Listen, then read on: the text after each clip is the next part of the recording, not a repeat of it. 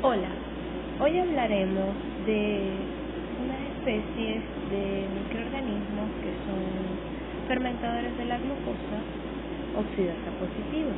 Entre ellos está el género Vibrio, Grimontia y Photobacterium, que también anteriormente eran parte del género Vibrio. Como pueden ver, en este grupo de bacilos gram negativos incluimos también una especie muy importante que es Vibrio cólera, causante del cólera, la cual es una diarrea acuosa, la más extrema que se conoce y es una de las primeras enfermedades infecciosas demostradas. Entonces, empecemos. Tenemos que Vibrio pertenece al filum Proteobacteria, a la clase Gamma Proteobacteria, al orden Vibrionales y a la familia Vibrionaceae. Y aquí podemos encontrar 6 géneros, de los cuales los más importantes son el género Vibrio, Grimontia y Photobacterium.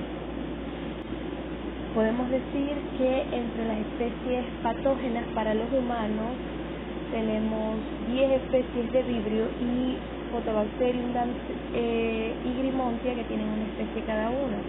Anteriormente Photobacterium y Grimontia pertenecían al género Vibrio, pero las investigaciones filogenéticas se dieron cuenta que no pertenecían directamente a este género y por eso se reclasificaron en géneros distintos.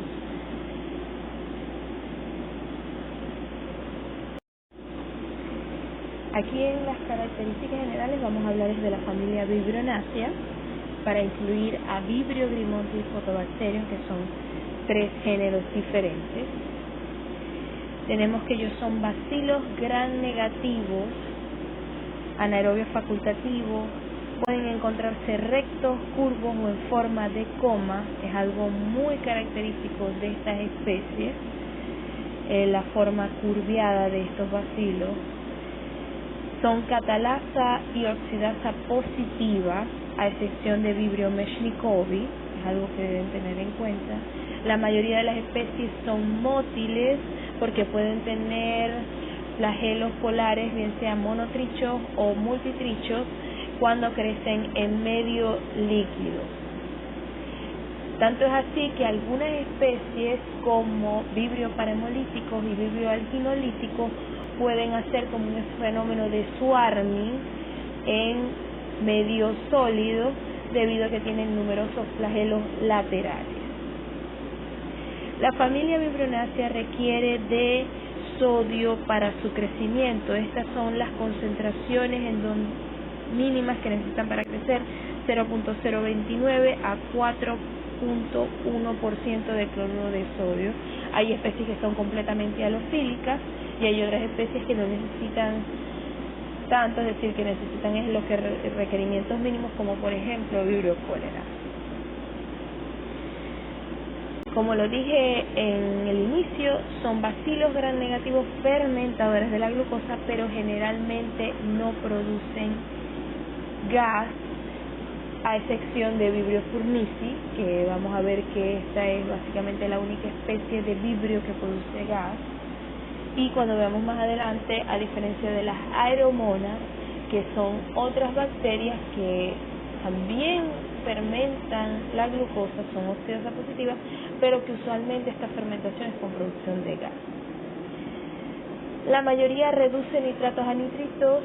Tenemos otra excepción que es Vibrio meshnicovi y pueden crecer en el TCBS, que es el medio altamente selectivo para Vibrio que utilizamos en el copro, que es tiosulfato, citrato, bilisucrosa, medio muy importante, que veremos más adelante en el aislamiento y se utiliza, como lo dije, en los cultivos de heces, y va a ser nuestro gran amigo para identificar a las especies que causan diarrea o gastroenteritis, como Vibrio cólera y Vibrio parahemolíticos. La mayoría de las especies del género Vibrio son considerados ubicuos en la naturaleza, principalmente en ambientes acuáticos y en aguas marinas. Recuerden que estos microorganismos requieren sal o cloruro de sodio para su crecimiento, una característica importante de estos microorganismos. Pero por ejemplo, Vibrio cholera y Vibrio mimicus, ellos pueden también crecer en agua dulce, como lo que son lagos y ríos. También pueden estar en ambientes marinos o en estuarios. Recuerden que los estuarios son desembocaduras de los ríos de agua dulce en un mar, y es como la mezcla de esas dos aguas, agua dulce y agua salada. Entonces, por ejemplo, Vibrio cholera no tiene tanto requerimiento de cloruro de sodio como los otros vibrios halofílicos, entonces él puede crecer tanto en agua dulce como en agua salada. Adicionalmente tenemos que ellos pueden ser aislados en varios bivalvos, como por ejemplo las almejas, las ostras y también varios crustáceos. Por eso es que a veces la gastroenteritis por vibrio paramolítico se caracteriza de el consumo de estos frutos del mar. Además, también se debe a que el pico de contagio por estos microorganismos se observa más que todo en los meses cálidos del año. También a veces estos microorganismos en los ambientes acuáticos, ellos pueden persistir en una forma de vida libre o en un estado asociado también al fitoplancton o al zooplancton. También en el medio ambiente, estos vibrios pueden entrar en un estado que es conocido como viable pero no cultivable, sobre todo en los medios comerciales. Esto lo que quiere decir es que las células de estos microorganismos pueden retener o disminuir los procesos metabólicos básicos solamente para su supervivencia, pero que esto evita que ellos crezcan en estos medios comerciales. Entonces, a veces este término de que si la viabilidad de estas células, como está en cuestión, se puede decir que están activos pero no cultivables, y de esa manera es que se ha propuesto estos términos.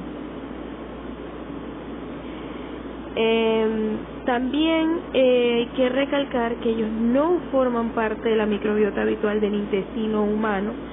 Ya ven que ellos solamente se encuentran en el medio ambiente y se encuentran en algunas especies animales, sobre todo marinas, como lo que son los bivalvos y los crustáceos. ¿Cuál sería el modo de transmisión? Principalmente puede ser fecal-oral y, por ejemplo, en Vibrio cholera podemos decir que la vía de transmisión es por el consumo de agua contaminada, generalmente agua dulce, agua como por ejemplo un pozo que estuviera contaminado. Por eso es que los casos de cólera no vienen aislados, no es una sola persona se infectó de cólera y ya, sino como generalmente tiene que ver es con el consumo de agua contaminada y es de un sitio común para una población. Generalmente los casos son epidémicos, es decir, no es uno sino muchos casos, porque mucha gente se va a ver afectada de esa misma toma de agua. Adicional a esta parte, que serían los que causan los cuadros de gastroenteritis, que sería agua contaminada, o también por el consumo de alimentos de origen marino, como por ejemplo ostras, almejas, cangrejos, etcétera, peces, entre otros. También hay otra forma, es por ejemplo estando en el mar y uno sufra una cortadura. Vibrio vulníficos y Photobacterium damsela son uno de los principales microorganismos que causan infecciones a nivel de piel del género Vibrio. También podemos decir que a pesar de que se ha demostrado que puede existir transmisión de persona a persona, como por ejemplo un enfermo de cólera a otro enfermo de cólera, esta es bastante rara por dos razones.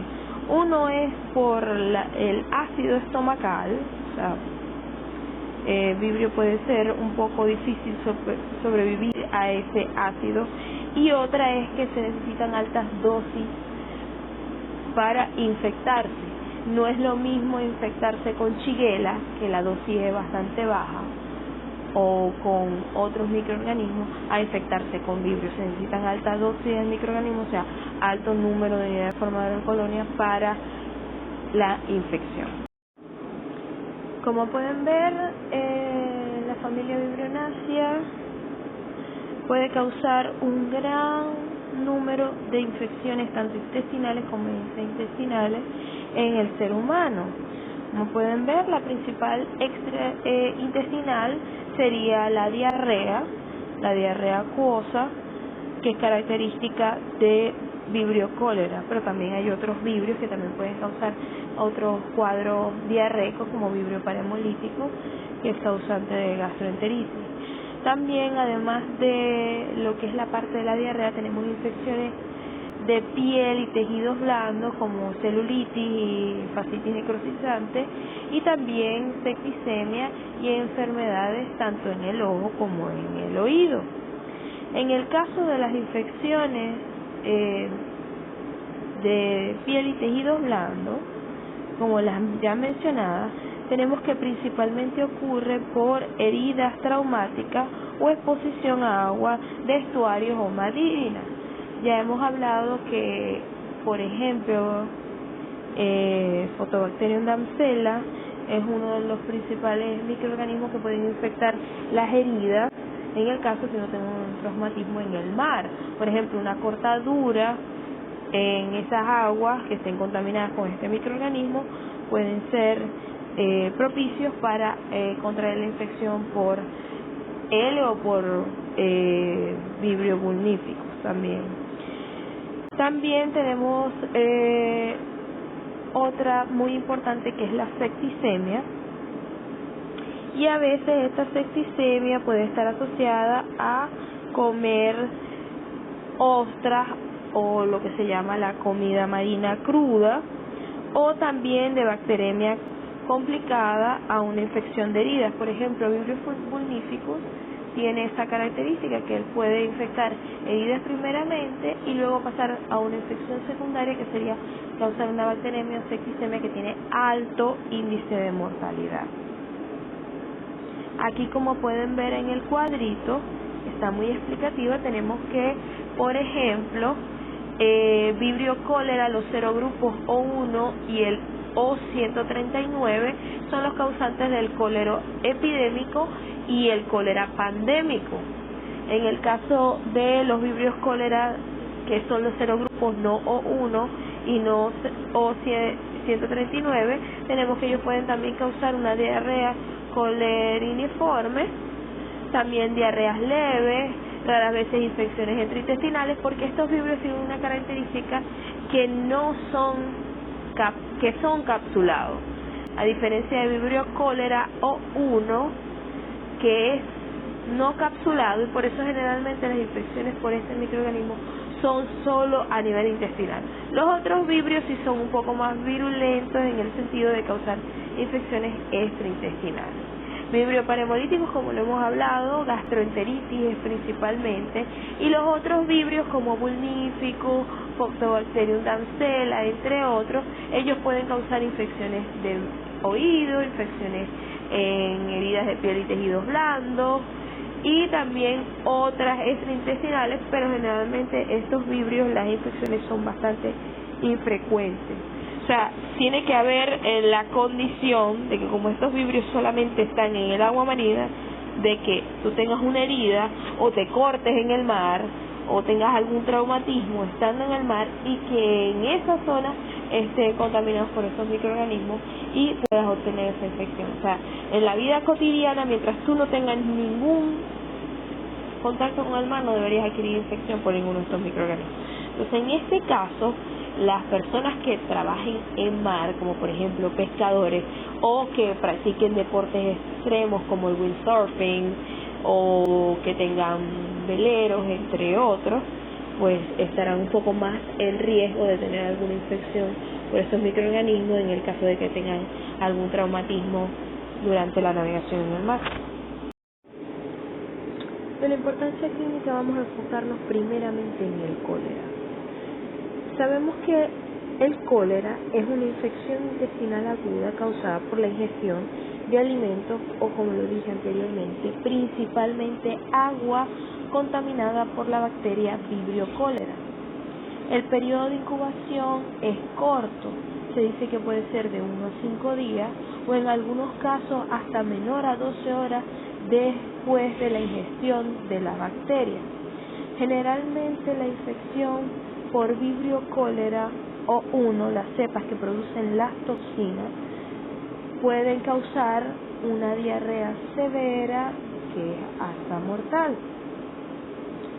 Las manifestaciones clínicas podemos decir que son las siguientes. Tenemos que ocurre una diarrea acuosa muy voluminosa y vómito. La fiebre es bastante rara y a veces es indicativa de infección secundaria.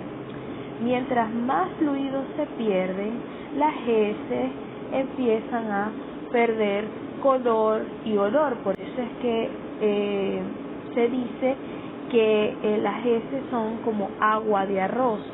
Ellas van a estar llenas de moco y libres de proteína.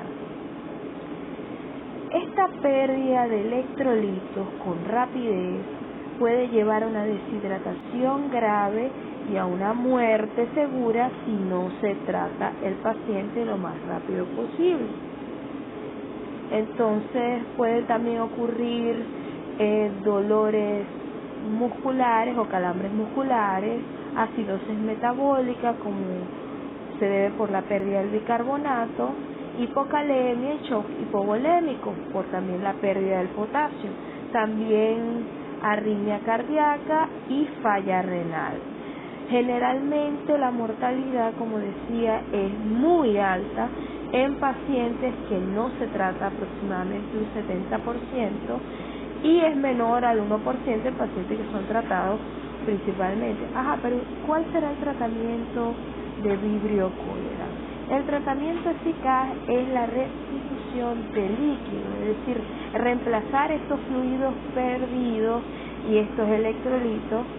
Generalmente se le ponen soluciones que están mezcladas con los electrolitos y con glucosa para restituir y eliminar la deshidratación del paciente, que es lo principal que deben atacar. Entonces, en estos casos, la utilización de los antibióticos es a nivel secundario, ya veremos un poquito más adelante. Como manera de información, existen más de 200 serogrupos de Vibrio cholerae, de los cuales Vibrio cholerae O1 y el O139 son los causantes de cólera epidémico y pandémico, porque principalmente estas especies son las que producen la toxina. Generalmente las especies no toxigénicas, que son generalmente las no O1, no producen la toxina y son a veces responsables por una diarrea acuosa leve, y también que estas cepas, las no O1, que principalmente son capsuladas, estas tienen la particularidad de causar infecciones extraintestinales como septicemia, sobre todo en pacientes que tengan enfermedad hepática o historia de cáncer, pero a nivel de cáncer hematológico, como por ejemplo las leucemias. Aquí hablaremos un poco de historia. Tenemos que hasta los momentos han existido 7 pandemias de cólera, o 7 pandemias de mayor importancia. Y todo eso desde los años 1817, que se podría decir que ocurrió desde la primera a la sexta pandemia, hasta el año 1923 en Asia e India.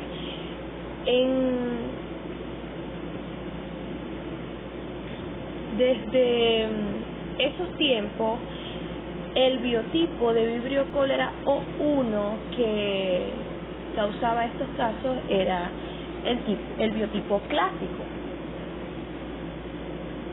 Pero al inicio de la séptima pandemia, que empezó en 1961 en Asia, específicamente en Indonesia, el predominante fue el Vibrio cólera O1 biotipo el TOR.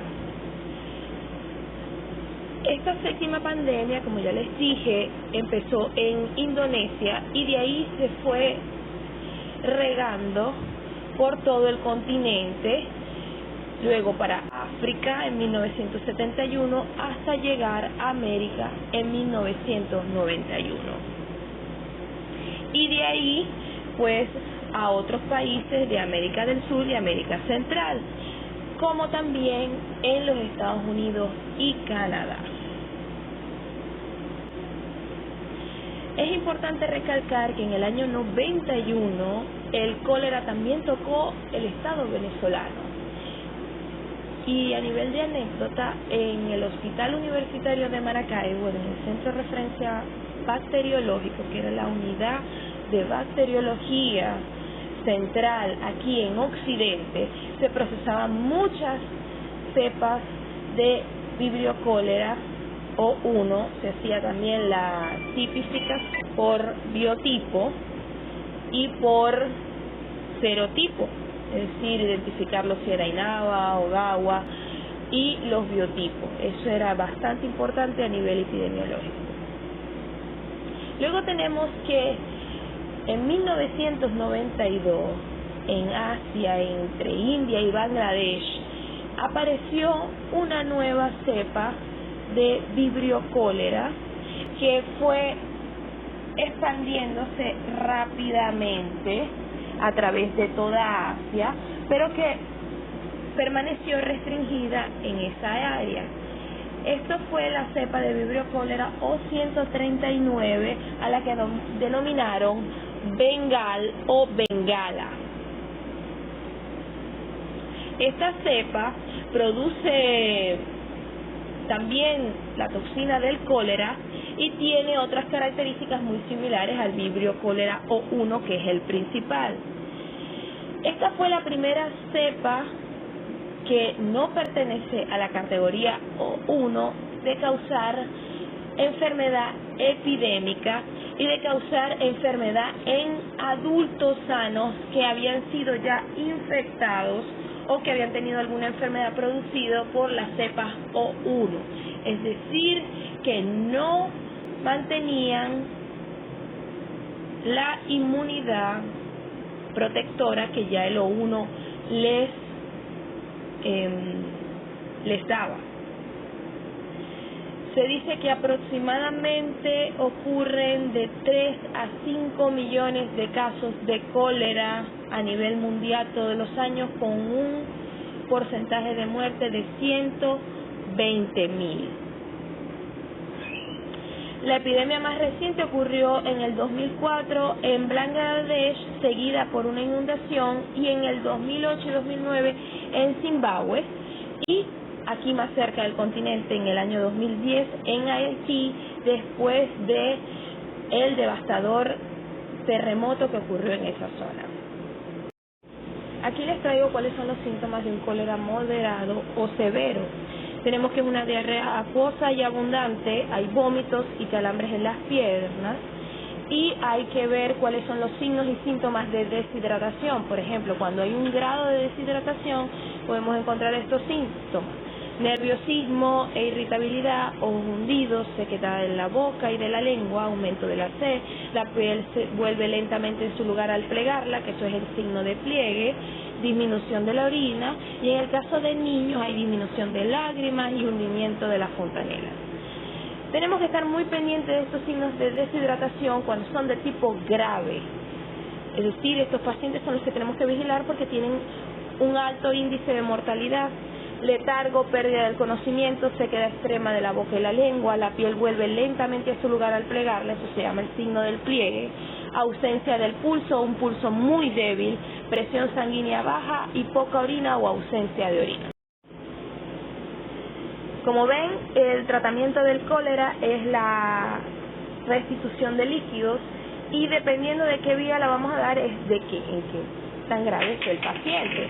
Por ejemplo, podemos utilizar la rehidratación oral en los pacientes que estén deshidratados, que puedan sentarse y beber y que deben recibir una solución de sales, que la llamaremos rehidratación oral o SRO, de inmediato, y deben de estimular a beber. Es decir, uno debe decirle esto. Aquí tenemos cuáles las pautas para el tratamiento en pacientes con deshidratación leve.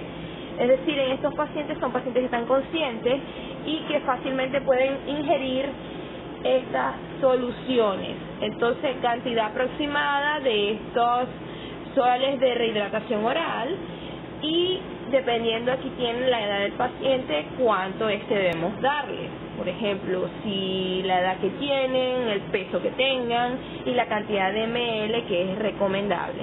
Y que esto lo vamos a utilizar si el paciente puede ingerir estas soluciones de inmediato. Es decir, aquí estamos hablando de deshidratación leve. Tenemos el paciente consciente todavía. Pero ¿qué hacemos si el paciente está inconsciente o tiene signos de deshidratación grave? En este caso, pues utilizaremos la rehidratación endovenosa. Los pacientes con deshidratación grave, estupor, coma, vómitos incontrolables o fatiga extrema que le impidan beber deben ser rehidratados por esta vía.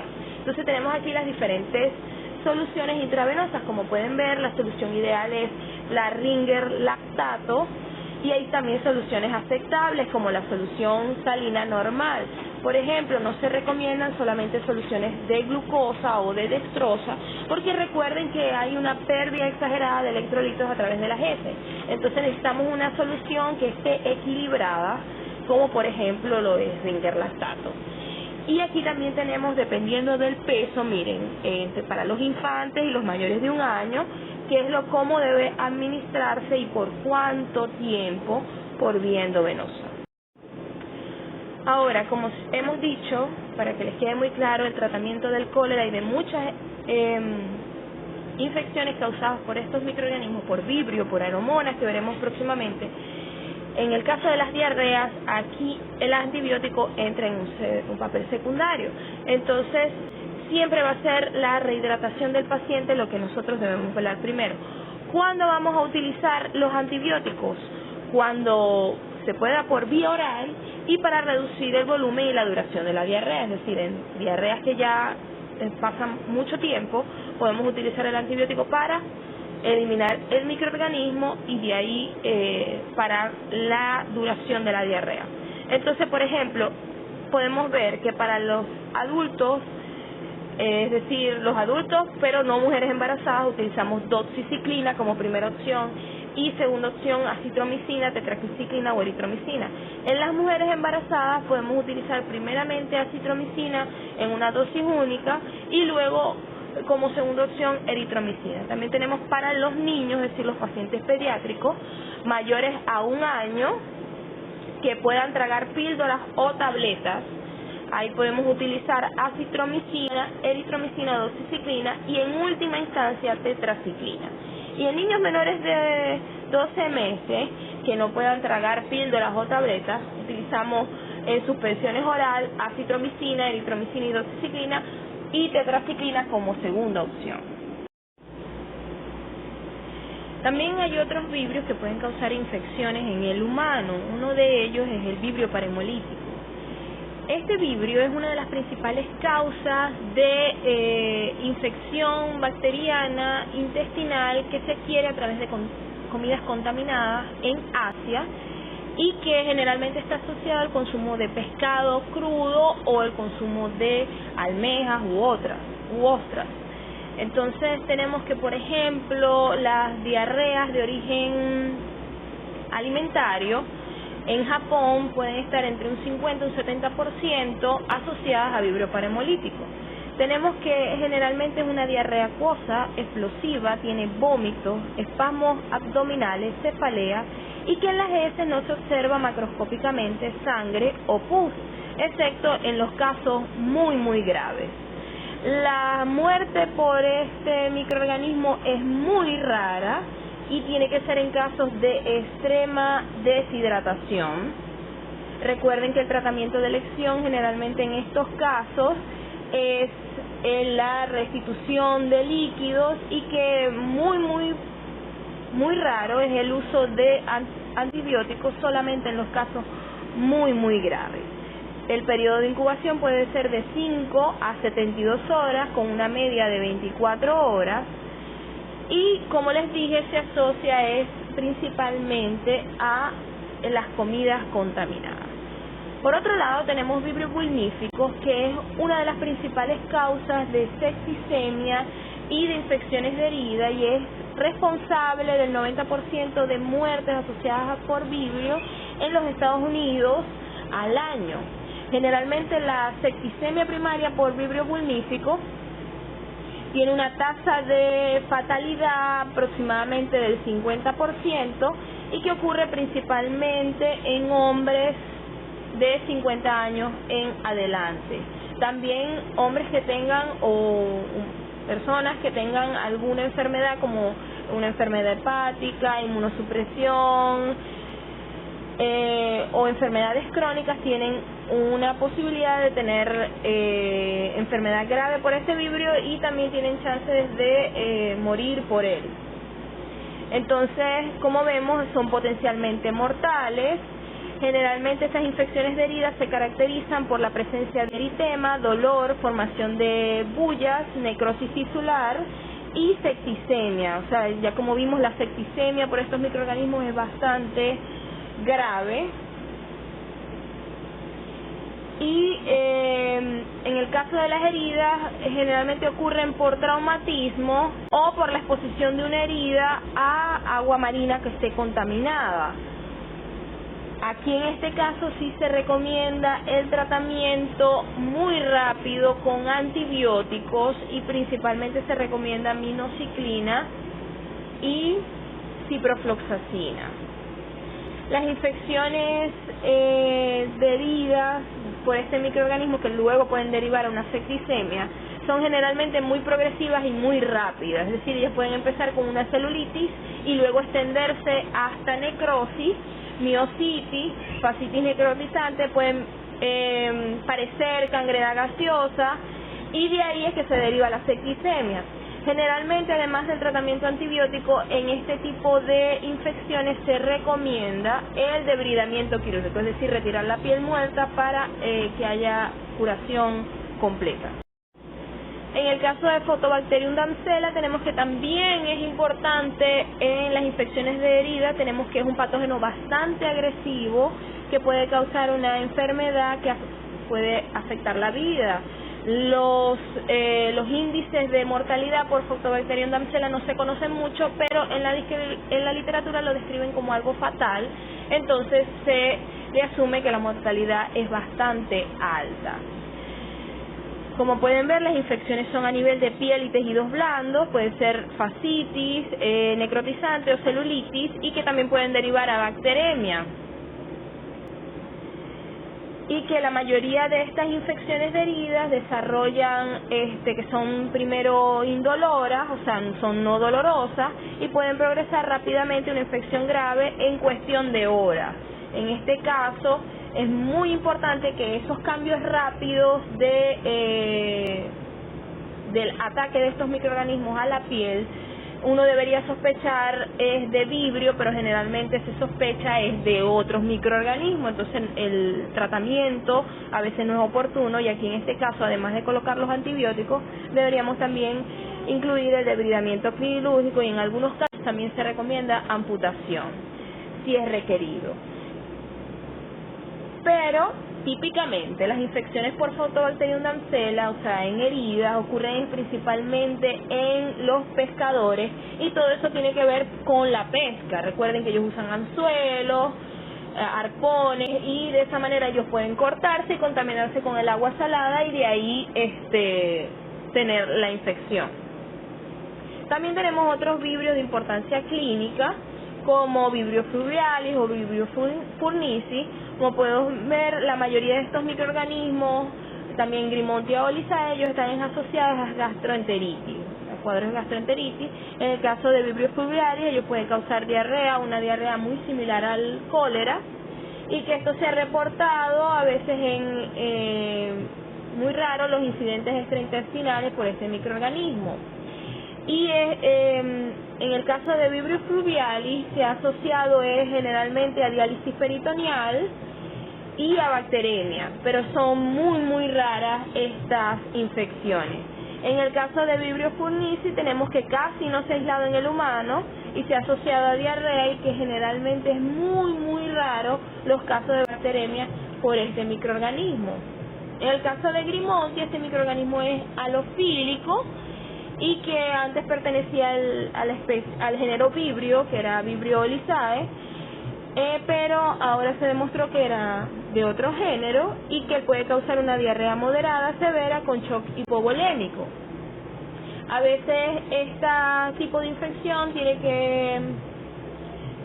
el consumo tiene que ver mucho con el consumo de comida del mar, como por ejemplo las ostras. Bueno, hablemos un poquito de la estructura antigénica del género Vibrio. Estos tienen dos antígenos importantes. Tenemos el antígeno flagelar, que es único y termolábil, y tenemos el antígeno somático o el lipopolisacárido, que le da la especificidad serológica. Como pueden ver, existen hasta los momentos 139 serogrupos del antígeno O, y que de los cuales el O1 es los que les dan características adicionales. Tenemos que Vibrio cólera O1, que es el epidémico y pandémico por excelencia, como pudimos ver, ha causado hasta los momentos 7 pandemias. Ellos se dividen también en 3 serotipos, que son Ogawa, Inaba e Hikojima, que los principales son Ogawa y Inaba, porque Hikojima casi no se ha aislado, y que de esto también tenemos 2 biotipos, clásico y el TOR. Como vimos, las primeras 6 pandemias eran causadas por el biotipo clásico, mientras que la última fue causada por el biotipo el TOR.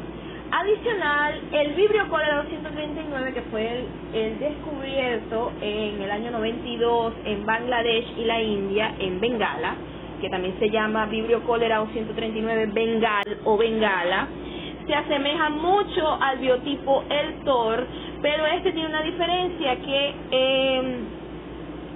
presenta cápsula, al igual que los Vibrio cólera no O1, que son los que podrían causar infecciones sistémicas, mientras que el Vibrio cólera O1 no la produce. Por eso es que generalmente este vibrio, que es el característico, el epidémico, el pandémico, se limita exclusivamente en el tracto gastrointestinal. Entonces ahí podemos diferenciar estos 2 serogrupos, aunque pertenezcan a la misma especie. La serotipificación es súper importante para ver cuál de estos está atacando en el momento, porque como ven, el cólera es algo que si aparece en un punto y no se controla, es algo muy volátil. Y ya nosotros tenemos ya 2 años en la pandemia del COVID-19 y ya sabemos lo que significa esto. Entonces, siempre es bueno realizar el control. Ya vamos a ver cuando veamos la prevención y el control, que se tiene que ver mucho con la higiene, con el agua, y es muy importante controlar este tipo de infecciones, sobre todo cuando que pueden ser adquiridas por alimentos o por agua contaminada. Con respecto a los factores de virulencia, aquí tenemos desglosados cuáles son los factores de virulencia de Vibrio cólera O1 y O139 y de los otros microorganismos del género Vibrio. Aquí es muy importante de Vibrio cólera O1 es la producción de la toxina del cólera, que como vemos su efecto biológico es la hipersecreción de electrolitos y agua.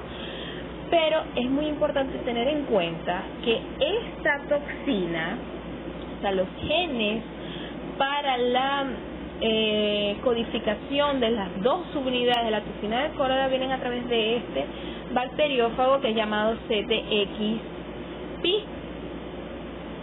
Entonces, pero para que este bacteriófago se pueda adherir a la especie de Vibrio, nosotros tenemos que en el genoma de Vibrio, específicamente en una isla de patogenicidad que es BP1, ahí tenemos unos genes que codifican a TCP, que es el pilis corregulador de la toxina. Es decir, aquí es donde se va a unir el bacteriófago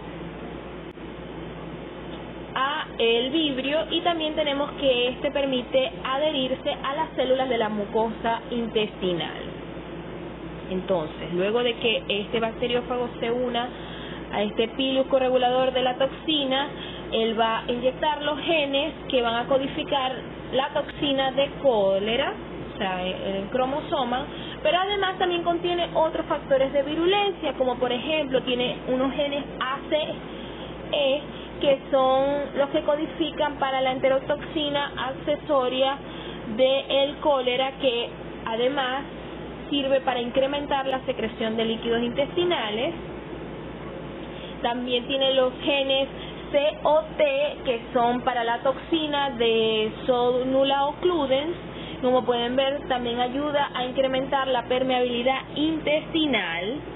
Tenemos también un factor adesina, que es la proteína de quimiotaxi, y los genes CEP, y ellos pueden producir también una neuraminidasa que modifica la superficie celular con el fin de incrementar los sitios de unión del gangliósido M1 a la toxina del cólera. Esto es lo que vamos a ver en los enterocitos, que permite la unión de la toxina a las células del epitelio intestinal. Entonces, adicional también tenemos otros vibrios, como por ejemplo el vibrio parahemolyticus, y el factor de virulencia más importante es la hemolicina de Kanagawa. Esta es una hemolicina termoestable y que tiene una característica, que ella es una enterotoxina que induce también la secreción de los iones de cloruro de las células epiteliales, aumentando la entrada intracelular de calcio. Adicional de este factor de virulencia, también los vibrios parahemolyticos pueden tener adesina y un sistema de secreción de tipo 3 que ayuda a mantener a la bacteria y a la expresión de los otros factores de virulencia, como el principal, que es la hemolicina de Kanagawa. Esto no lo puede ver en agar sangre humana, pero no en agar sangre de carnero. Es observar que produce colonias beta hemolíticas, y ver este signo es lo que llaman Kanagawa positiva. Adicionalmente tenemos vibrio vulnífico, que él tiene como característica la cápsula de polisacárido. Recuerden que la cápsula le da a los microorganismos un factor de virulencia muy importante, porque evitan la fagocitosis. Tienen citolicina, colagenasa, proteasa y sideróforos, que siempre es importante la captación de hierro para la supervivencia de estos microorganismos. Adicional, esta bacteria, vibrio vulnífico, en presencia de los ácidos gástricos, ella puede degradar rápido la lisina, produciendo bioproductos alcalinos, y de esta manera sobrevivir en el pH del estómago. También puede invadir el sistema inmunológico, induciendo la apoptosis de los macrófagos. También tiene toxinas citolíticas, como le mencioné, que pueden inducir a la necrosis de tejido. Por último, tenemos el vibrio alginolíticus, que también puede producir enzimas como la colagenasa, que es importante para la destrucción de tejidos. Ahora hablaremos cómo ocurre el mecanismo de acción, cómo funciona esta toxina del cólera. Tenemos que lo primero es que la toxina del cólera es un complejo de toxinas A y B, que son estructural y funcionalmente muy similar a la enterotoxina termolábil de Escherichia coli. Tenemos un anillo de 5 unidades idénticas de la tipo B, que ellas van a unirse principalmente al gangliósido GM1, que son los receptores que se encuentran en las células del epitelio intestinal. La porción activa de la toxina es la subunidad A, y ella va a entrar interactuando con las proteínas G, que ellas controlan la actividad de la adenilato ciclasa. Y de esa manera, que son enzimas que van a catabolizar la conversión del ATP, que es adenosin trifosfato, a adenosín monofosfato cíclico, el conocido como AMP cíclico. Esta hiperproducción va a ocurrir que haya una hipersecreción de agua y electrolitos. Generalmente se dice que un paciente que está infectado y que hay una hipersecreción de la toxina de cólera puede perder hasta 1 litro de agua por hora, dependiendo del peso o dependiendo de la gravedad de la enfermedad. Entonces, repasemos lo que vemos aquí. La toxina se une al receptor del gangliósido GM1 en la membrana celular a través de la unión de las 5 subunidades B. Luego la porción activa, que sería en este caso A1 de la subunidad A, va a entrar a la célula y activa la función de la adenilato ciclasa. Esta actividad de transformación de ATP a AMP cíclico va a dar lugar a una acumulación de AMP ciclo a lo largo de la membrana.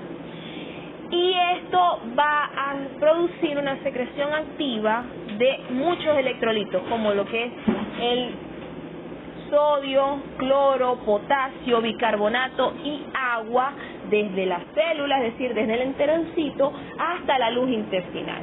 Entonces, como resumen podemos decir que el mecanismo de acción de la toxina del cólera va a aumentar una actividad de la adenilato ciclasa para que haya una salida extrema, abundante de agua y electrolitos de la célula al lumen intestinal, lo que provoca esta diarrea acuosa que es característica del cólera. Por eso siempre se los recuerdo, el tratamiento de elección o el tratamiento primario que hay que hacerle a estos pacientes con cólera es la restitución de líquido. Es lo principal. El tratamiento antibiótico es secundario y solamente para manejar la duración de la diarrea en los casos graves. Siempre es importante mantener el equilibrio electrolítico del paciente, que como les dije, si en una hora pueden perder hasta 1 litro de agua, una persona se puede deshidratar muy rápido y puede morir rápidamente. Todo va a depender de la capacidad de la diarrea. Ahora, ustedes se imaginarán que con esta salida de tanta agua, ¿por qué no sale la bacteria del cólera?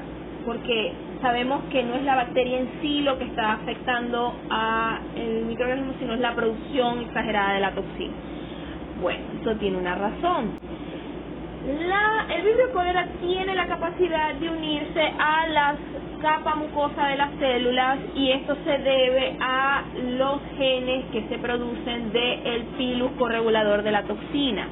Esa producción de este gen TCP ayuda a adherirse a estas células. También tenemos las proteínas de quimiotaxis, que también son codificadas por otro gen que es CEP, y sabemos que estas proteínas de quimiotaxis tienen este factor adesina, es decir, que esto permite que este microorganismo siga produciendo la toxina y además se ancle en las células del epitelio intestinal. Entonces, por más de que haya la diarrea, el microorganismo no sale, porque está adherido a ello. En el caso de esto es muy importante en las células que son vibrio cólera O1, pero por ejemplo las cepas que no son O1, que también pueden causar diarrea, generalmente no producen la toxina del cólera, pero sí permiten adherirse y producen las otras toxinas, como la enterotoxina accesoria del cólera y la toxina de la Pseudomonas cludens. Entonces, en este caso, la enterotoxina va a producir la secreción de líquido, va a aumentar la secreción de líquido, y la de la toxina de la Pseudomonas cludens va a hacer que esta zona del intestino delgado aumente también la permeabilidad. Entonces, a pesar de que estas cepas, que son las no O1, no producen la toxina, producen estos otros factores de virulencia que también les permite hacer una diarrea acuosa, claro, no tan voluminosa como la la del Vibrio cholera O1, pero sí les permite de esta manera.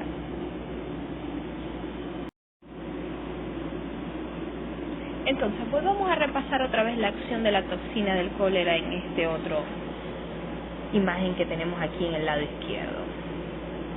Tenemos que aquí vemos cómo se muestra la acción de la toxina del cólera. Tenemos que ella se fija primero al receptor GM1 del gangliósido de la membrana celular por medio de las unidades de fijación, que son las 5 subunidades de tipo B.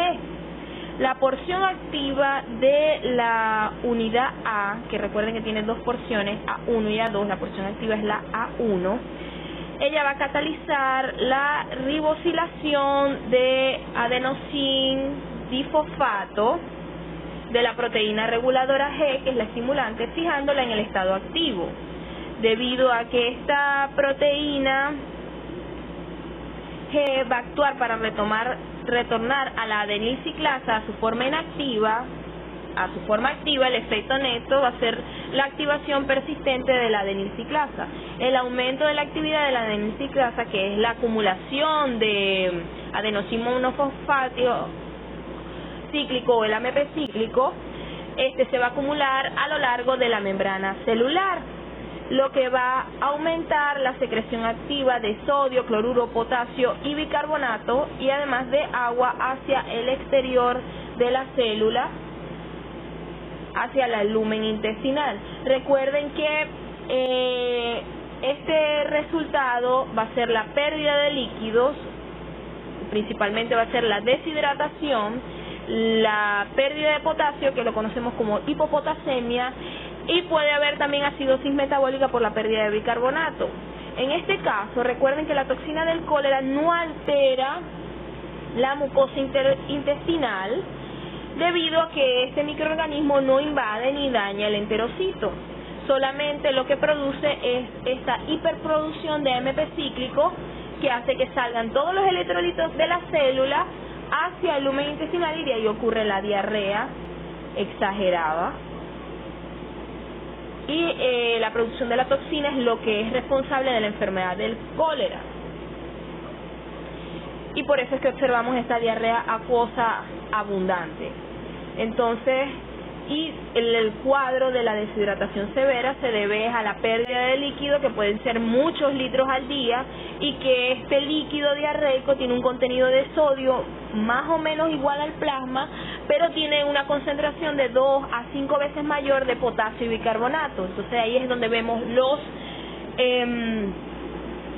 las afecciones, o sea, la hipopotasemia, la acidosis metabólica, todo eso que es muy importante y que puede llevar a choque hipovolémico y a la muerte de la persona si no lo controlamos a tiempo. Entonces hablemos un poquito de cómo sería el diagnóstico de laboratorio si hablamos de cólera. Si hablamos de cólera, la muestra va a ser las heces o el moco de las heces. Recuerden que estas son heces denominadas agua de arroz, que es más, son unas heces llenas de moco, no tienen sangre y se asemejan al agua del arroz. Es por la cantidad de que llega un momento que eso ya no tiene ni proteínas ni nada, o sea, es pura agua con moco. En este caso, pues podemos llevar las muestras directamente y procesarlas dentro de 1 hora, o las podemos utilizar en un medio de transporte, que principalmente aquí vamos a usar Cary en Blair, y también se recomienda que se pueden refrigerar estas muestras. Tenemos varios medios de cultivo, como por ejemplo el medio de cultivo selectivo, que ya sabemos que es tiosulfato citrato bilisucrosa, o el TCBS. Y tenemos medios no selectivos, como el agar nutritivo gelatinado. Aquí es muy importante el agar nutritivo gelatinado. Vibrio cólera produce gelatina. Y cuando hubo la epidemia del cólera en el año 91, en el Centro de Referencia Bacteriológica decidieron implementar no solamente el TCBS, sino un agar nutritivo con gelatina. Utilizar esos dos medios en conjunto para la detección rápida del vibrio cólera. Y también utilizaban agua pectonada. Recuerden que ellos crecen en medios alcalinos y eso promueve su crecimiento. Entonces se utilizaba como caldo de enriquecimiento agua pectonada alcalina. Aquí hay algo muy importante, volviendo a la epidemia del cólera del año 91, que ocurrió aquí en Venezuela también, utilizando TCBS con agar nutritivo gelatinado permitía una detección rápida del cólera, porque sabemos que las colonias de Vibrio cólera son fermentadoras de la sucrosa, es decir, son amarillas en TCBS, y adicional son oxidasa positiva en el agar nutritivo, pero también producen gelatina. Entonces, ver colonias amarillas en el TCBS, gelatina positiva, con oxidasa positiva estábamos casi, y con la epidemia de cólera estábamos casi seguros que eso era cólera lo que se estaba aislando. También tenemos otros medios, como por ejemplo, ustedes pueden ver en medios selectivos específicos para Vibrio cólera. Tenemos aquí TCBS, vamos a ver cuáles son las características, ya hablamos de ellas, son colonias amarillas, redondas y lisas porque son fermentadoras de la sucrosa. En el caso, tenemos también un medio específico que es el TTG, que es gelatina con taurocolato y telurito. Es una prueba muy importante porque podemos ver colonias grises aplanadas con una zona opaca, que es la producción de la gelatina. Es decir, esto es un medio que también se podría decir de tipo selectivo, como vemos ahí en la primera imagen. Las colonias de Vibrio cólera en agar TTG son grises y aplanadas y están rodeadas de un halo turbio formado por la producción de la gelatinasa. También ellas pueden crecer en agar McConkey. Las colonias en McConkey son incoloras, es decir, que son no fermentadoras de la lactosa, como la pueden ver en la imagen de abajo. Y tenemos ahí las primeras, incubadas de 18 a 24 horas, son bastante pequeñas, translúcidas, una gramática cromada que va de incolora hasta rosa clara, porque son lactosa negativas. Como prueba base vamos a ir adelantando aquí, por ejemplo, estamos hablando de las muestras de S para identificar cólera. Las pruebas preliminares siempre de una colonia fermentadora de la sucrosa con oxidasa positivo y gelatina positiva. La conducta a seguir es TCI-LIA y agar nutritivo. Deberíamos verificar cómo nos da ese TCI-LIA. El TCI-LIA de Vibrio cólera, en este caso el TCI es ácido-ácido sin gas y sin H2S, y el LIA es alcalino-alcalino sin gas y sin H2S, y el agar nutritivo nos debería dar positivo. Para eso debemos confirmar que estamos en presencia de Vibrio, haciendo la prueba de la hebra o el string test con el desoxicolato de sodio, que debería ser positiva. Podemos hacer fermentación de varios carbohidratos como manitol, inositol, arabinosa, sucrosa, lactosa, entre otros, de carboxilación de aminoácidos, lisina, arginina, ornitina. Y es muy importante las concentraciones de cloruro de sodio. Recuerden que hay vibrios que son halofílicos, es decir, que solamente crecen en concentraciones altas de cloruro de sodio, y hay otros que no son tan halofílicos, como por ejemplo Vibrio cólera y Vibrio mimicus, que pueden crecer. Recuerden que estos vibrios pueden crecer en agua dulce. Adicionalmente a esto, ya después que tenemos nuestras pruebas, podemos hacer pruebas más específicas. Los antisueros, para determinar el serogrupo, es importante determinar que ellos pertenecen a 1 y a O139, que son los pandémicos y epidémicos. También para determinar los serotipos, que son Inaba y Ogawa. Y en el caso del cólera o en el caso de cualquier infección gastrointestinal de Vibrio, las pruebas de susceptibilidad son a criterio médico. Recuerden que aquí el tratamiento es restitución de líquidos, entonces el antibiograma queda en segundo plano. Es decir, que si les hacemos la pregunta, ¿deberían hacerle pruebas de susceptibilidad a Vibrio intestinales, o sea, que causan gastroenteritis, o por ejemplo hay que hacerle pruebas de susceptibilidad a cólera? Pues la respuesta es no, no se hacen de rutina. Ahora, en vibrios extraintestinales, como vamos a ver seguidamente, es muy diferente. En el caso de las muestras extraintestinales, recuerden que los vibrios que causan infecciones extraintestinales, como por ejemplo vibrios bulmíficos, o tenemos también el género Photobacterium damsela, aquí lo que nos interesa son las muestras de sangre para verificar septicemia y las secreciones de heridas, porque recuerden que ellos causan infecciones principalmente en piel y tejidos blandos. Entonces, por ejemplo, para los hemocultivos tenemos los frascos de hemo tradicionales, y en el caso de las secreciones de heridas podemos utilizar también otro medio de transporte, Carien-Blair, que sería lo más recomendable porque lo utilizamos también para las muestras de o también podemos usar otros medios como por ejemplo Stuart, Amis, Aquí el medio de cultivo va a depender de qué tipo de muestra es, y principalmente los vamos a aislar en agar McConkey. Ellos generalmente, la mayoría de los vibrios son no fermentadores de la lactosa, y esto es algo muy característico, pero ellos pueden crecer tranquilamente en gelosa chocolate, en sangre humana y en McConkey.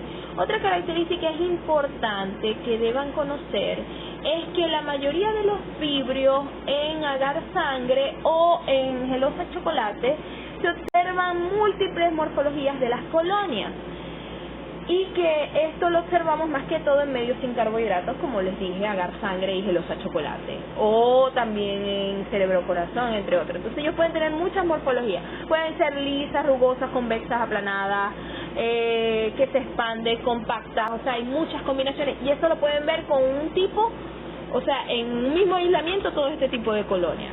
Entonces, y que dependiendo, por ejemplo, las colonias rugosas o mucosas, que son las asociadas a la producción de cápsulas, generalmente se asocian también a las especies más virulentas. Generalmente son hemolíticas también las colonias, eso es algo muy importante tener en cuenta. Entonces, tenemos una secreción de herida, supongamos, y tenemos nuestro crecimiento en gelosa chocolate positivo, en sangre humana positivo y en McConkey positivo, colonias fermentadoras de la lactosa. La conducta a seguir de todo McConkey positivo, como ya sabemos que es un medio para bacilos gram negativos, aquí no vamos a hacer frotis, sino que directamente vamos a sembrar TCI, caldo soya y agar nutritivo en placa. El TCI lo utilizamos para ver si el microorganismo fermenta o no la glucosa y si fermenta otros carbohidratos como lactosa o sucrosa. El caldo soya lo tenemos para las pruebas de susceptibilidad en el caso que se puedan realizar en el caso de vibrio, creo que sí se pueden realizar por suspensión directa de colonia y por crecimiento en caldo, y el agar nutritivo es para hacer la oxidasa, porque aquí tenemos que empezar a dividir, como ya vieron en el tema pasado, el tema nuevo de enterobacterales, que la mayoría de estas especies son oxidasa negativas, a excepción de Plecemona shigelloides. Pero aquí lo que es vibrio y aromonas son oxidasas positivas. Entonces, tener microorganismos fermentadores de la glucosa, oxidasa positiva, nos debería orientar para el género vibrio, Photobacterium grimontia, y también para aeromonas y Plesiomonas. Entonces, luego de esto podemos hacer pruebas bioquímicas y serotipificación en el caso de que sea requerido. Entonces, aquí tenemos un resumen de cuáles son las características fenotípicas del género vibrio. Tenemos que en el caso del TCBS podemos ver colonias fermentadoras de la sucrosa, que las vemos de color amarillo, y no fermentadoras de la sucrosa, que se observan verdes. Recuerden que vibrio cólera son principalmente fermentadoras de la sucrosa y son amarillas, y un ejemplo de colonias verdes o no fermentadoras de la sucrosa son las de vibrio parahemolítico. Son oxidasa positiva, y adicional vibrio cólera produce gelatinasa, es algo que ya yo les comenté en diapositivas anteriores. Generalmente el TCI son ácido-ácido o ácido alcalino sin gas ni H2S. Aquí la excepción es vibrio furnici, que es el único que produce gas. Tenemos que la prueba de la hebra o la prueba del desoxicolato de sodio es positiva, a diferencia de aeromonas y plesiomonas, que son oxidasa, prueba de la hebra negativa. Fermentan manitol y inositol, y que muchas de ellas crecen en concentraciones de cloruro de sodio del 6.5%. Y los aminoácidos pueden ser variados. Recuerden que ellos podemos incluir un caldo de cloruro de sodio al 0% y un caldo al 6.5%. Las especies que no me crezcan al 0%, pero sí al 6.5%, son las especies halofílicas verdaderas. Y por ejemplo, vibrio cólera puede crecer tanto al 0% como al 6.5%. Bueno, aquí tienen una imagen de cómo se ven las pruebas. Como pueden ver, ahí tenemos las colonias amarillas o fermentadoras de la sucrosa de vibrio cólera en TCBS, y tenemos también unas colonias de vibrio parahemolítico en TCBS, que son las verdes o no fermentadoras de la sucrosa. Recuerden que la oxidasa ustedes la pueden hacer por dos métodos, el método de Still y el método de Kovacs. Aquí pueden observar en esta cómo es por el método de Kovacs en el papel de filtro, que es oxidasa positiva, son catalasa positiva, dan la prueba del desoxicolato de sodio, o la prueba de la hebra, o string test, dependiendo de la forma como la consigan. Ellos la dan positiva. Y aquí tienen un ejemplo de TCI y LIA de vibrio cólera, como les dije, es ácido-ácido, sin gas y sin H2S, el TCI, y alcalino-alcalino, sin gas y sin H2S, el LIA. Aquí, como pueden ver, un cuadro, tenemos unas diferencias importantes entre Vibrio cholera, Mimicus, los vibrios halofílicos y algunas especies de Aeromonas y los enterobacteriales. Recuerden que ahora ya no son la familia Enterobacteriaceae, sino el orden Enterobacteriales, como lo explicó el profesor Armindo.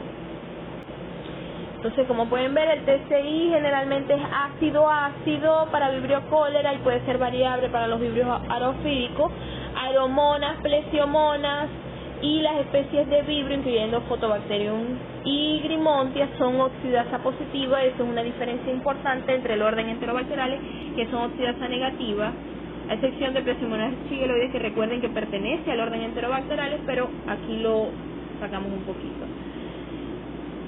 Y los mucoides, también conocido como el string test o la prueba de la hebra, es solamente positiva para Vibrio, Photobacterium y Grimontia, negativo para todos los demás.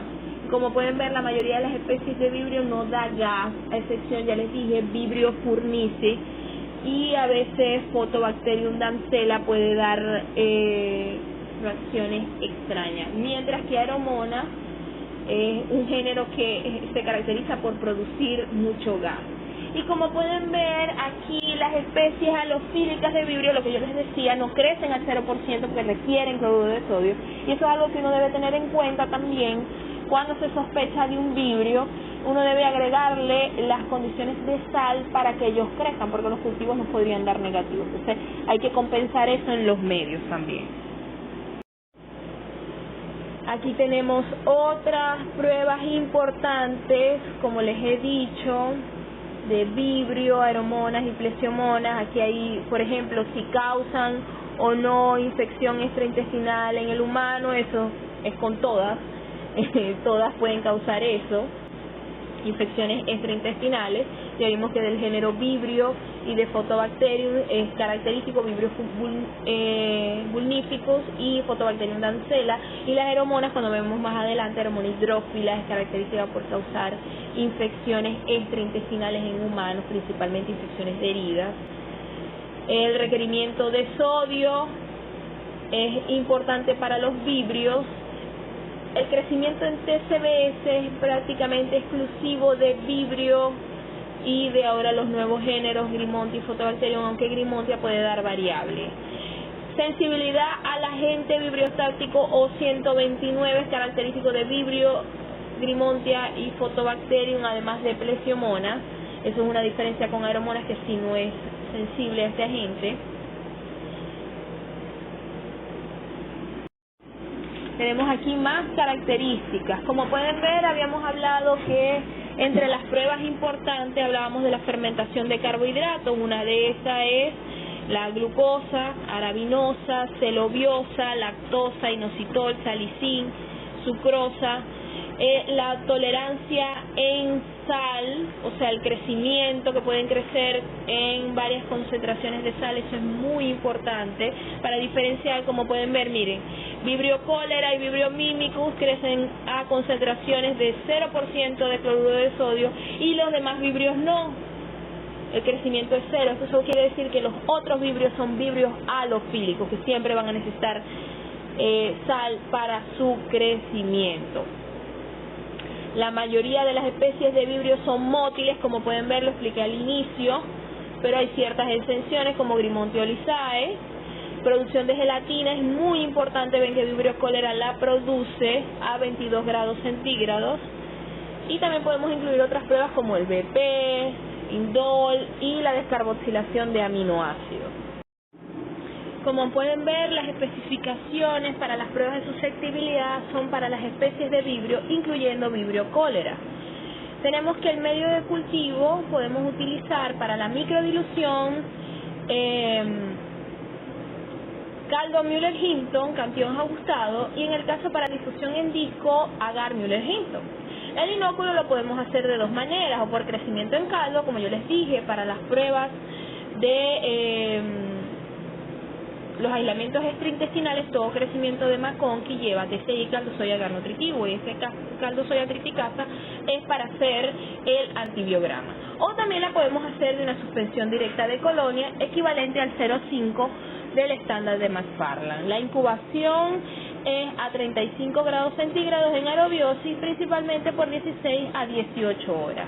En el caso de vibrio cólera, que se requiera hacer las pruebas de susceptibilidad, recuerden que el tratamiento, lo vuelvo a repetir varias veces para que les quede claro, el tratamiento es restitución de líquidos. Entonces, las pruebas de susceptibilidad quedan a criterio médico, pero si la pregunta es, ¿se le realizan las pruebas de susceptibilidad de rutina? La respuesta es no. ¿Ok?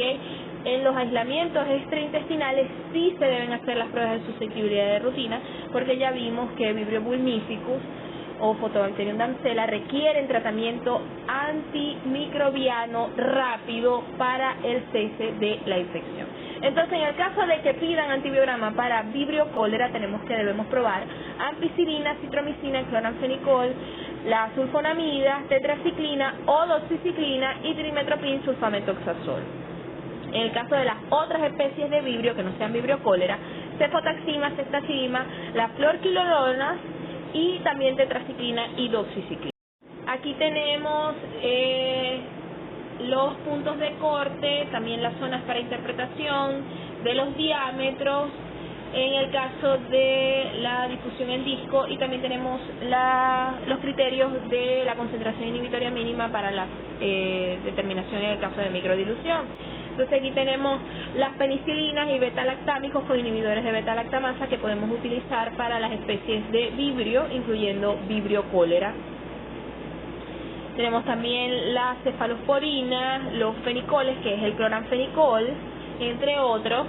Como pueden ver, en el caso de cefazolina solamente tenemos punto de corte para microdilución, es decir, para CIM y no para Kirby-Bauer.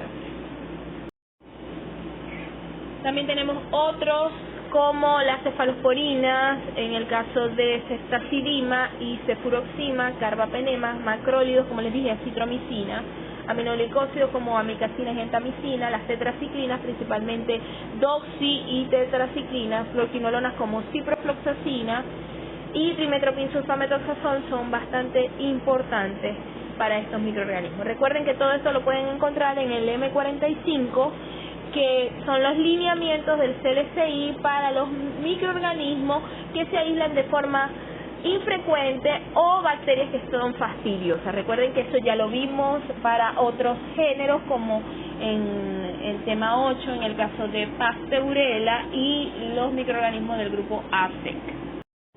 Aquí hay algo muy importante, esta información suplementaria acerca de las pruebas de susceptibilidad. Como pueden ver, en el caso de los vibrios halofílicos, algunas veces se han encontrado resistentes a sulfonamida, penicilinas y cefalosporinas como cefalotina y cefuroxima. Estos vibrios halofílicos, hablamos de los vibrios extraintestinales, como podemos poner ejemplo, vibrio vulnificus. Razones para hacer o no el antibiograma. La realización debería estar limitada solo a aislamientos extraintestinales, que es donde nos interesa el tratamiento antimicrobiano rápido. Entonces, en el caso de cólera y otros vibrios que causen infección gastrointestinal, es decir, que si la muestra es S o el coprocultivo y preguntan, ¿vamos a hacer antibiograma? La respuesta es no. No se hacen de rutina. Entonces deberíamos hacer la suspensión en cloruro de sodio al 0.85%,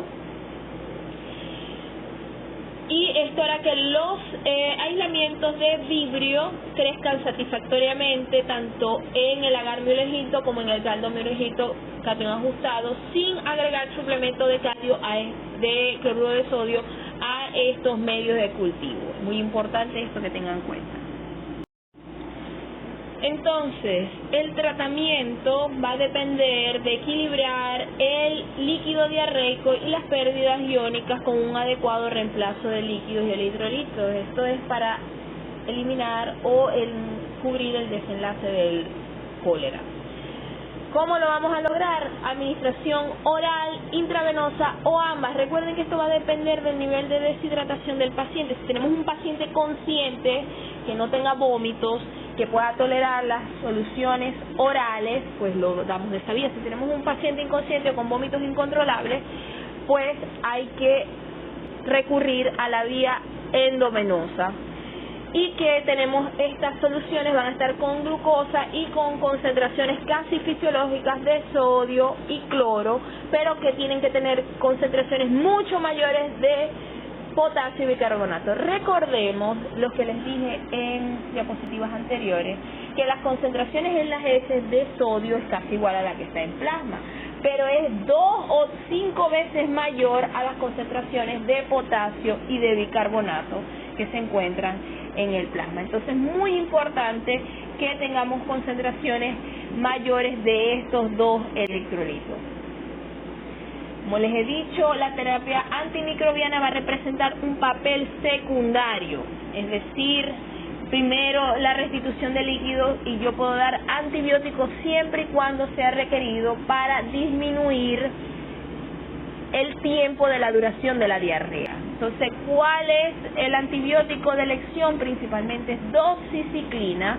Este va a eliminar la duración de la diarrea y la magnitud de la pérdida de líquidos. También se pueden utilizar otros, como vimos en diapositivas anteriores, como trimetoprim, sulfamethoxazol, eritromicina y ciprofloxacina para niños y mujeres embarazadas, que no se puede utilizar la doxiciclina o las tetraciclinas en general.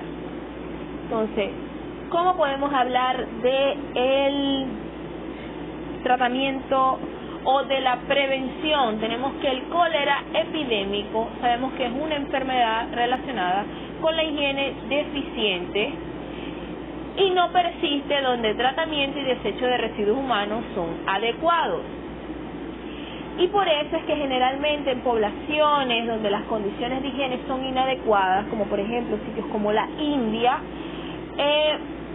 vemos esas epidemias que ocurren de vez en cuando. Entonces, ¿cuál sería el modo de prevenirlo? Pues debemos tener condiciones de higiene adecuadas y es necesaria las medidas secundarias locales como hervir y clorar el agua durante las epidemias. Entonces, hervir el agua y tener agua clorada en las tuberías es muy importante. También el cólera ha sido asociado a la ingesta de cangrejos y camarones, y una manera de evitarlo es darle una cocción adecuada, es decir, 10 minutos, y también evitar la recontaminación por contenedores y la superficie.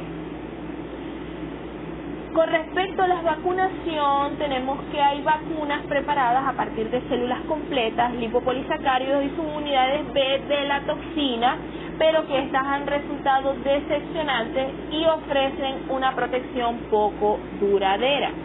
Se dice que ahora lo que interesa es el potencial de vacunas con cepas vivas atenuadas y de esa manera estimular una respuesta inmunitaria local. Pero hasta los momentos no hay vacunas específicas para el vibrio cólera. Luego de concluir vibrio, ahora hablaremos de otros géneros de importancia, como lo es el género Aeromonas. Anteriormente se pertenecía también a la familia Vibrionaceae, pero luego se dieron cuenta que filogenéticamente no estaban muy relacionados, y ahora ellos cuentan con su propia familia, que es Aeromonodaceae. Tenemos que este género comparte ciertas similitudes con vibrio en el hecho que son oxidasa positiva, bacilos gram negativos fermentadores de la glucosa, pero que podemos decir que su aislamiento es un poco menos frecuente. Entonces, principalmente la podemos ver causando infecciones de heridas y también infecciones de tipo gastrointestinales, aunque ese papel es un poco controversial, y que en el caso de las infecciones de heridas son muy virulentas y principalmente por traumatismo y contacto con agua dulce o agua salada. También se ha encontrado que es una de las principales causas de infecciones relacionadas con el uso de sanguijuelas, y porque ellas pueden encontrarse de presencia regular en el intestino anterior de la sanguijuela. Entonces, empecemos a hablar de este género. Entonces, como les estaba comentando, tenemos que ahora Aeromonas pertenece al filum Proteobacteria, a la clase Gamma Proteobacteria, al orden Aeromonadales, a la familia Aeromonadaceae, y en esta familia hay 3 géneros, de los cuales Aeromonas es el único patógeno conocido en el humano.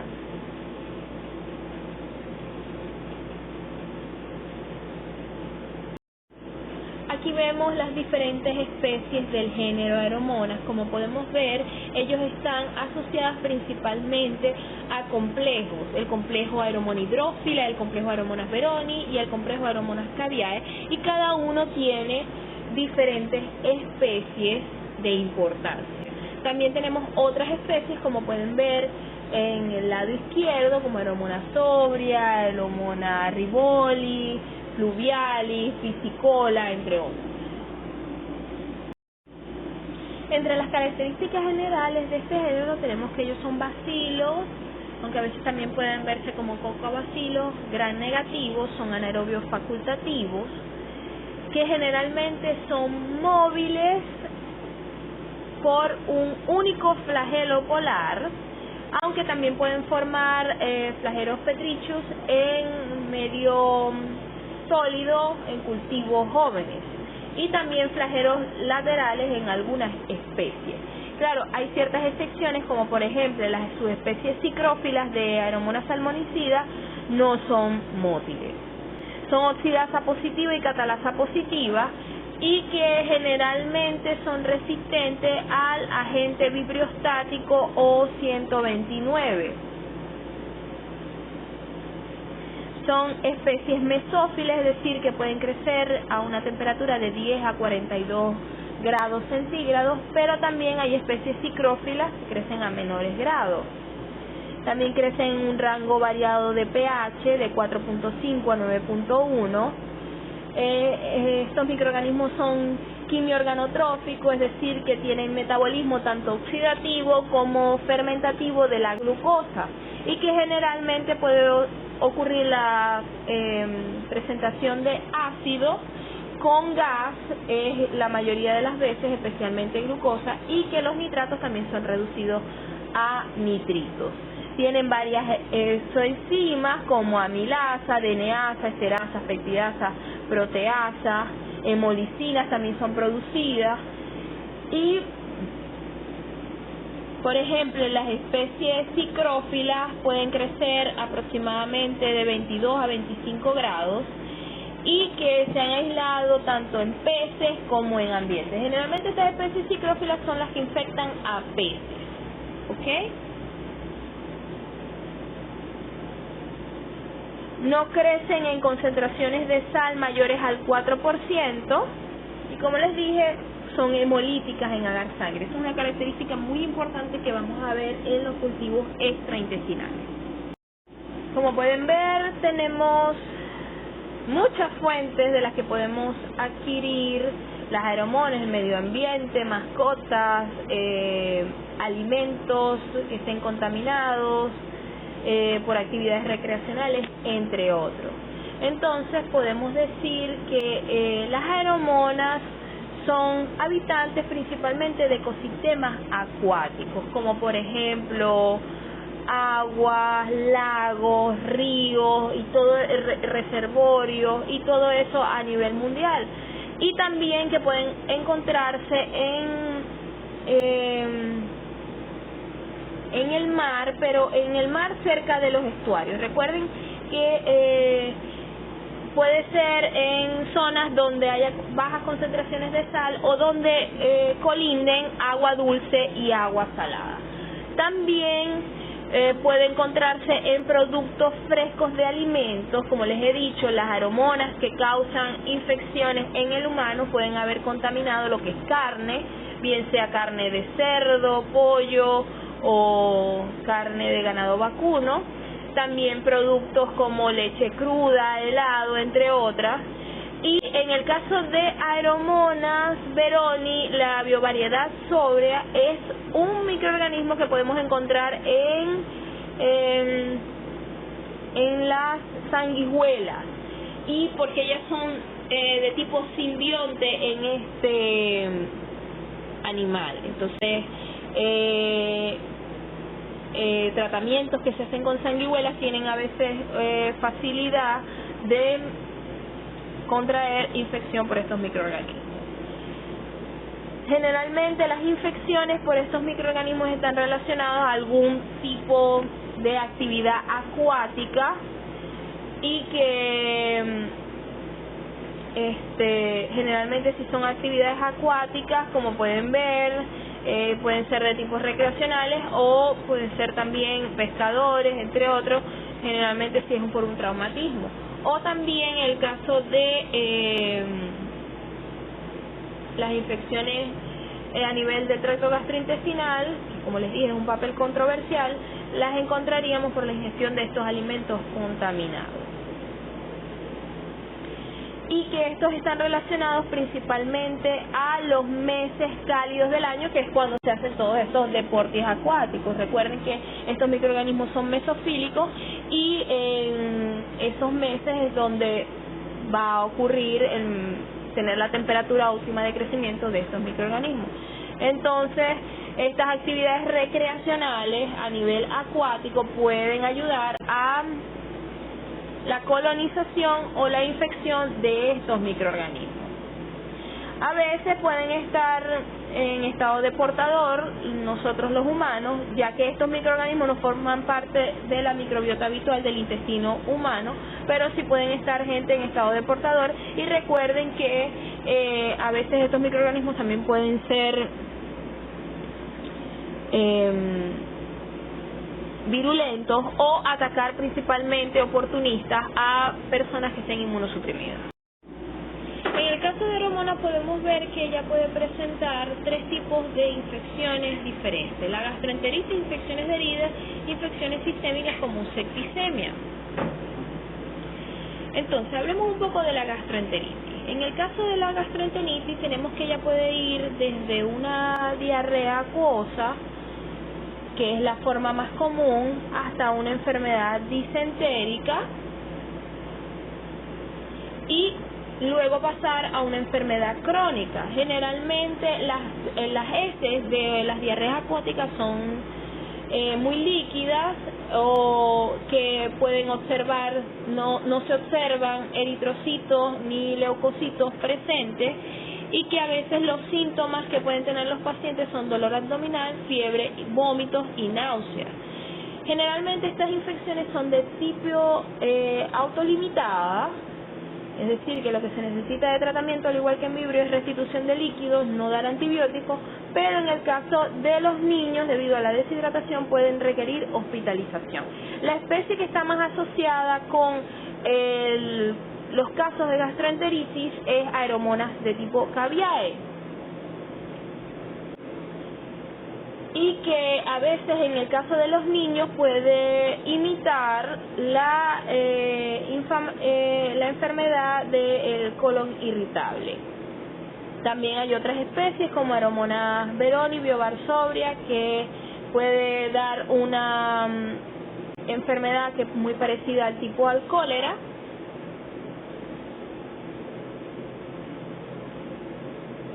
Entre otros, también podemos tener Aeromonas hidrófilas, que también se ha asociado a cuadros de gastroenteritis, y que en estos casos también se ha asociado a pacientes o inmunosuprimidos, pero también estas enfermedades ocurren principalmente en pacientes sanos. Algunas complicaciones de la enfermedad de tipo diarreica son el síndrome ureico hemolítico y también enfermedad de los riñones, que requiere a veces hasta trasplante. Esas son las complicaciones de tipo severa. Tenemos también infecciones en heridas, que es algo muy importante, y aquí en infecciones en heridas podemos encontrar que principalmente van a preceder a una lesión traumática que ocurre en el agua que esté contaminada, y que en ellos podemos observar a las especies Aeromona hidrófila, principalmente al complejo Aeromona hidrófila. Estas infecciones pueden ir desde casos no complicados como celulitis hasta infecciones con mionecrosis o necrosis con un pronóstico bastante reservado. A veces también se necesita debridamiento quirúrgico, y en este caso de estas infecciones se requiere tratamiento antimicrobiano. En el caso de la septicemia, generalmente esto no ocurre en pacientes sanos, sino en pacientes inmunocomprometidos, y que a veces puede preceder una infección principalmente de tipo de herida. Entonces son enfermedades oportunistas, y que aquí también podemos encontrar septicemia en las especies Aeromonas hydrophila, Aeromona veroni, biovariedad sobria y Aeromona handei, son las que se han asociado más a estos casos. Generalmente pacientes que tengan enfermedad hepática o alguna neoplasia son característicos de presentar septicemia, que puede estar acompañada con fascitis necrotizante en el caso de que presenten una infección de herida, principalmente. Las cepas de Aeromona, como pueden ver, son susceptibles a tetraciclina, aminoglicósido y cefalosporina. Y también hay algo muy importante, que a veces las infecciones por Aeromona son monomicrobianas, en algunos casos, y que a veces el uso medicinal de sanguijuelas para tratamientos postoperatorios en sitios quirúrgicos ha resultado en infecciones por principalmente Aeromonas veroni y biovariedad sobria. Entonces, y que puede ocurrir hasta un 20%. Entonces, el uso a veces de estos de las sanguijuelas para tratamientos postquirúrgicos debería siempre estar en cuenta las infecciones que podrían ocurrir por Aeromonas. Como van a ver, entre los factores de virulencia que tienen estos microorganismos, a veces se cree que ellos no se conoce bien su utilidad para causar la infección. Entonces, lo principal que debemos tener entre su mecanismo de acción es que estos microorganismos deben resistir el pH ácido del estómago. Luego de ahí ellos pueden competir con la microbiota habitual intestinal. Como pueden ver, el primer estado es adherirse y colonizar el intestino, o en este caso la piel, para poder hacer la invasión. Luego ellos pueden colonizar este lumen del intestino, y muchos de ellos producen biofilm y liberan los mecanismos de virulencia, como por ejemplo, aquí tenemos en la capa 2, tenemos la replicación del microorganismo, es decir, aprovechan ellos su multiplicación y liberar factores de virulencia, como por ejemplo proteasa, y luego aprovechar para la invasión y destrucción del tejido más profundo. Entonces eso lo pueden hacer tanto en el intestino como en la piel, y de ahí causar septicemia en los casos graves. Entre los factores de virulencia propuestos tenemos que ellos tienen una capa S y la capa de lipopolisacárido, que ayuda a estos microorganismos a resistir la muerte por el complemento.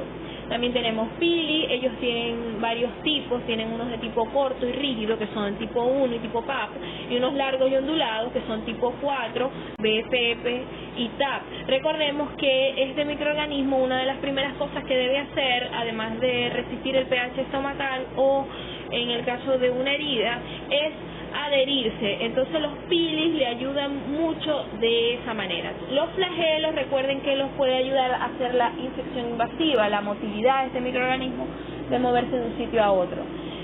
Las hemolicinas son muy importantes, pueden tener de tipo alfa, pero principalmente de tipo beta, y estas son enterotoxinas citolíticas que ayudan a destruir el tejido. También enterotoxinas como toxina tónicas, termolábil, termoestable, proteasas, metaloproteasa, serinoproteasa, aminopectidasa, todas estas enzimas que ayudan a destruir el tejido, y por último invasinas, que son proteínas que ayudan a la invasión de este microorganismo.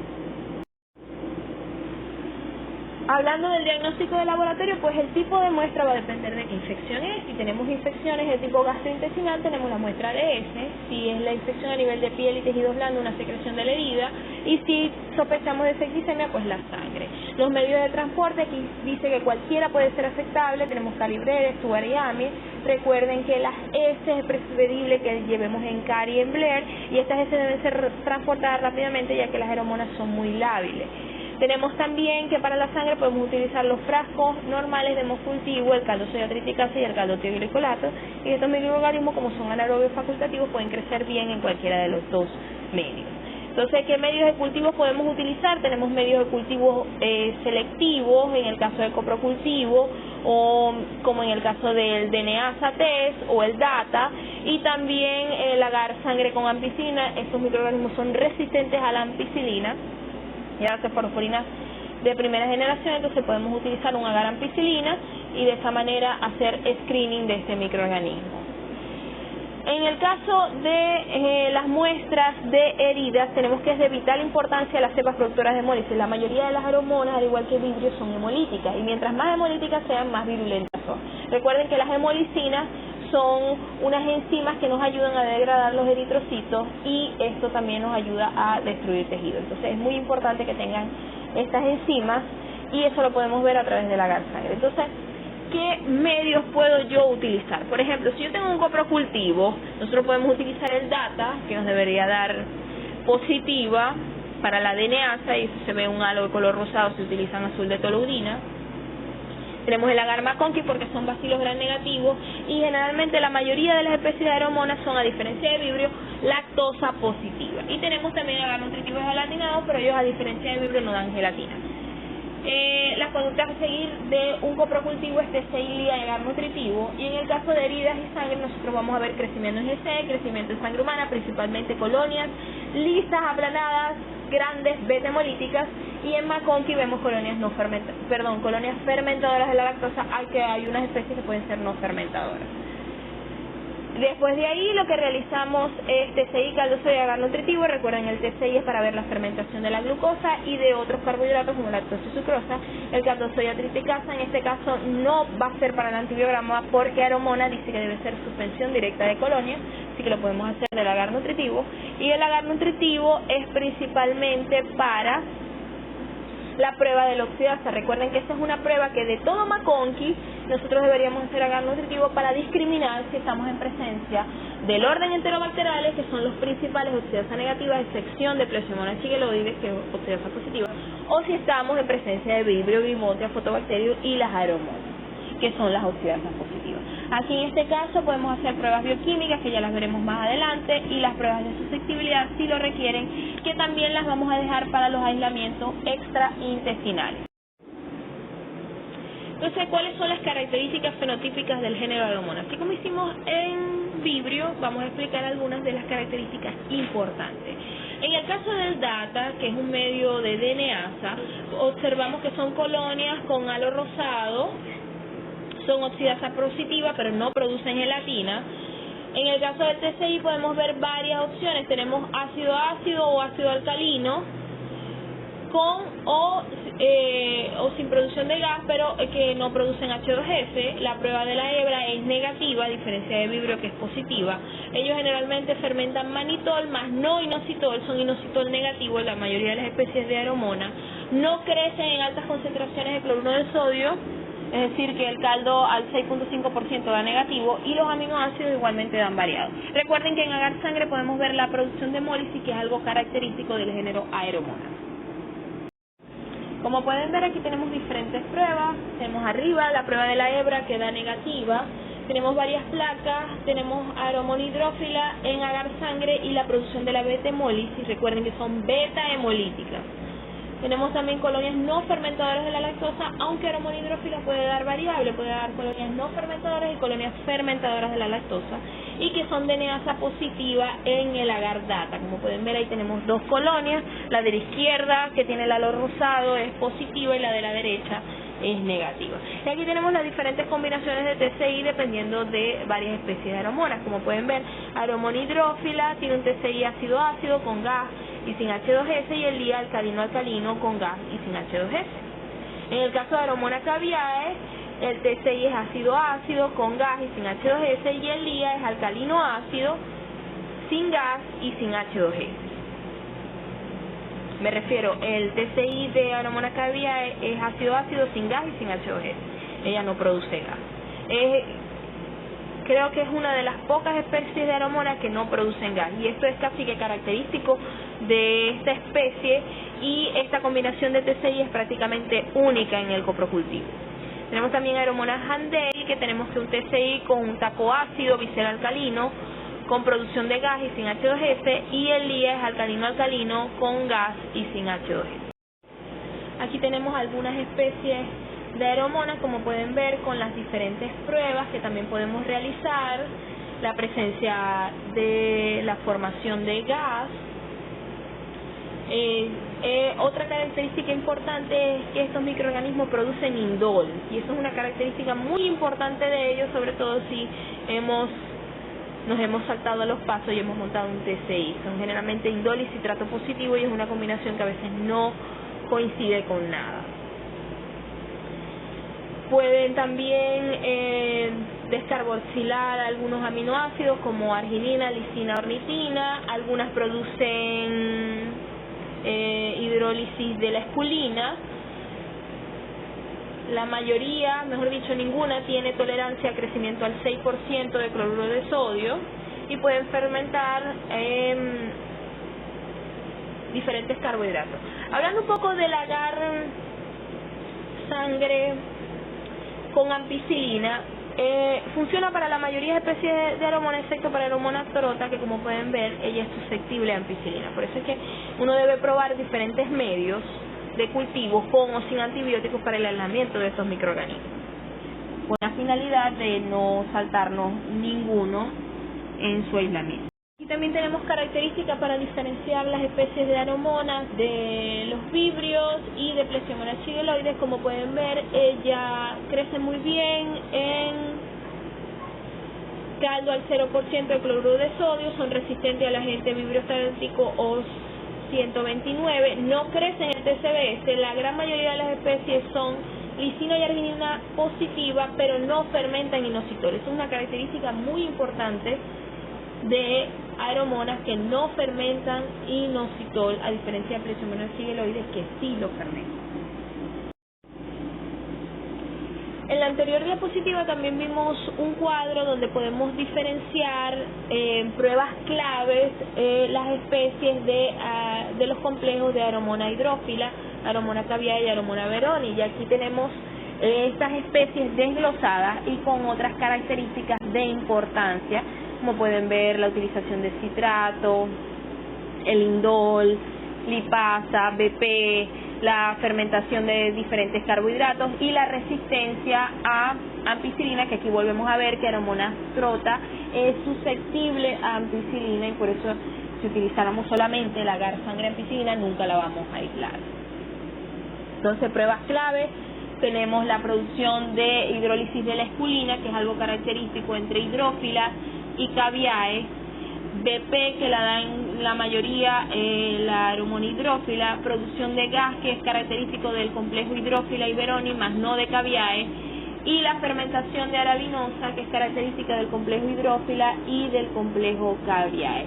Recuerden que en el complejo veroni tenemos Aeromonas veroni, que tiene dos especies o biovariedades, como por ejemplo veroni biovariedad sobria y veroni biovariedad veroni, y que generalmente las podemos diferenciar es porque, por ejemplo, la Aeromona biovariedad veroni es positiva para la ornitina y para la hidrólisis de la espulina, más no es positiva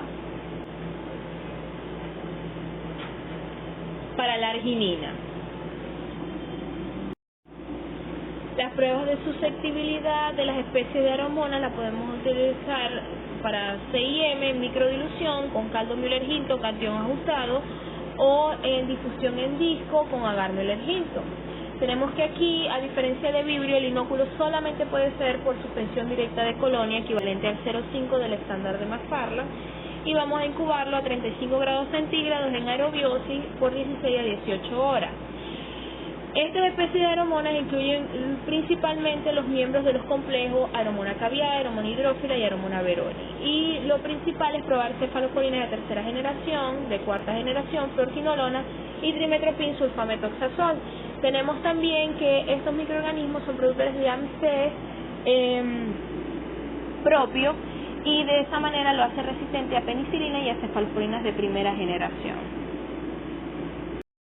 Al igual que vibrio, todos estos lineamientos los encontramos en el 945, que son para el aislamiento de microorganismos de forma infrecuente y bacterias fastidiosas, y son todas las normas para hacer todos los métodos de tanto de dilución, o sea, para determinar CIM, y también para las pruebas de susceptibilidad por difusión en disco Kirby-Bauer. Entonces aquí tenemos los diferentes criterios de interpretación. Como pueden ver, piperacilina taxobactam, cefalosporinas como de cuarta generación como cefepime, o de tercera como ceftazidima, cefotaxima, ceftriaxona, también de segunda como cefuroxima y los carbapenemas se pueden utilizar principalmente. Aquí también es importante que podemos utilizar los aminoglicósidos, tetraciclina, fluorquinolona y también trimetoprim sulfametocetón con cloranfenicol, son también de vital importancia para muestras intestinales y extraintestinales, si los requieren. Como siempre, le traigo la información suplementaria acerca de estas pruebas de susceptibilidad. Como les dije, la resistencia intrínseca de estos microorganismos es ampicilina, amoxicilina, ácido-clavulánico y cefazolina. Recordemos que Aeromonas trota es sensible a ampicilina, es la excepción a la regla, y que ellas pueden tener múltiples e inducibles beta-lactamasa, como en el caso de la AMC, igual que cualquier otra bacteria, y que la resistencia a cefalosporinas de espectro extendido puede aparecer durante la terapia con beta-lactámicos. La importancia de la carbapenemasa producida por algunas cepas no se ha comprendido y hasta el momento, y que pueden existir fallas de tratamiento cuando la CIM de ciprofloxacina está elevada, pero a la vez susceptible, es decir, que se encuentra dentro del rango. Igual que Vibrio, ¿cuáles son las reacciones para hacer el antibiograma? La realización de estas pruebas de susceptibilidad está limitada solamente a los aislamientos gastrointestinales. Como sabemos, las diarreas o las gastroenteritis por Aeromonas son autolimitadas, y al igual que Vibrio, el tratamiento es restitución de líquido. El tratamiento antimicrobiano queda en segundo plano o no se realiza en este caso, y el antibiograma quedaría a criterio médico. Entonces, si les hacemos la pregunta, ¿se realizan pruebas de susceptibilidad en coprocultivo para las especies de Aeromonas? La respuesta es no, se realizan de rutina. Pero en el caso de muestras gastrointestinales, por ejemplo, tenemos un hemocultivo o tenemos una herida, ahí sí se deben realizar las pruebas de susceptibilidad. Recuerden que el tratamiento antimicrobiano en estos casos debe ser pronto y debe ser el pertinente. Entonces, el tratamiento, prevención y control de las infecciones por Aeromonas, en el caso de la diarrea, como es un cuadro de resolución espontánea, y en estos casos los pacientes afectados únicamente van a estar indicado el tratamiento complementario. ¿Cuál es este tratamiento complementario? Las soluciones orales o endovenosas, dependiendo de la gravedad del paciente. Recuerden que estas enfermedades pueden atacar a individuos sanos, pero que generalmente en los sanos las enfermedades son autolimitadas y a veces pueden estar en estado portador, pero en los niños es donde hay que vigilar, niños y ancianos, recuerden los extremos de la vida. Entonces, ¿cuándo es que se va a recomendar el tratamiento antimicrobiano? Es en pacientes con diarrea crónica o con infecciones sistémicas. Aeromona va a ser resistente a las penicilinas y a la mayoría de las cefaloporinas y a eritromicina. Entonces, tenemos que ciprofloxacina se ha demostrado que tiene una actividad constante frente a Aeromonas. Sin embargo, se ha descrito cepas resistentes a este antibiótico que generalmente ocurren en Asia, en Estados Unidos y Europa, generalmente son sensibles. Entonces, la eficacia a largo plazo de las fluorquinolonas no se ha demostrado. También podemos utilizar gentamicina, micacina y trimetoprim-sulfametocetón, porque ya tienen actividad contra casi todas las Aeromonas. Espero que les haya gustado mucho la clase. Recordemos que aquí vimos microorganismos que son bacilos gram negativos, son fermentadores de la glucosa, oxidasa positiva, y que muchos de ellos causan cuadros de gastroenteritis o infecciones sistémicas dependiendo de las condiciones del paciente o dependiendo de cómo se adquieran, de qué vía. Que la mayoría de estos microorganismos, una de las vías de transmisión es a través de alimentos o agua contaminada, y que los alimentos principalmente son alimentos de origen marino, como por ejemplo crustáceos, peces o los bivalvos, como en el caso de las almejas y las ostras. Y que en el caso de las infecciones sistémicas principalmente ocurren a través de un traumatismo de la piel por infecciones de heridas, y que están relacionados a actividades acuáticas como la pesca o actividades de tipo recreacional. Entonces espero que les haya gustado la clase y que nos vemos nuevamente cuando hablemos un poco de otros bacilos gram negativos que también son de gran importancia, pero que causan infecciones como por ejemplo brucelosis, bartonelosis, que son de tipo zoonótica. Eso las hablaremos nuevamente en el tema número 11. Nos volveremos a ver y hasta luego.